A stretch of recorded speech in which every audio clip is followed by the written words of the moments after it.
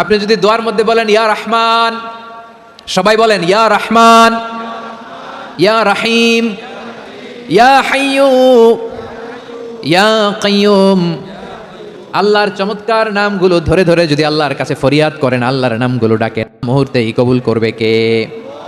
বিষ্ণু ঈসা ইসলাম এভাবে আল্লাহর নামগুলো ধরে ধরে জিকির করতেন, আল্লাহর নাম জপতেন। তিনি বলতেন আসআলুকা বিকুল্লি ইসমিন হুয়া লাক, আল্লাহ তোমার যত নাম আছে সব নামের ওসিলায় তোমার কাছে ফরিয়াদ করি, সব নামের ওসিলায়।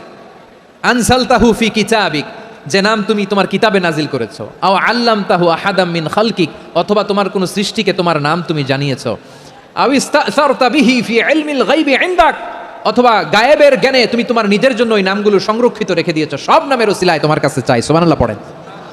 তার মানে আল্লাহ তোমার যে নামগুলো আমরা জানি এগুলোর ওসিলায়ও চাই, যে নামগুলো আমরা জানি না সেগুলোর ওসিলায়ও চাই। আল্লাহর সব নাম আল্লাহ আমাদেরকে জানায় নাই, কিছু নাম জানিয়েছেন, কিছু নাম তিনি জানান নাই। সুবহানাল্লাহ বলেন। আল্লাহ তাআলা তার কিছু নাম কোরআনে উল্লেখ করেছেন, কিছু নাম স্পেশাল কিছু নবীদেরকে জানিয়েছেন, আর কাউকে জানান নাই। কিছু নাম তিনি কিয়ামতের দিন আমাদের সামনে প্রকাশ করবেন যে এটাও আমার একটা নাম, এটা তোমরা কেউ জানতা না। সুবহানাল্লাহ, সারপ্রাইজ হিসেবে আল্লাহ তাআলা রেখে দিয়েছে, কেউ জানে না।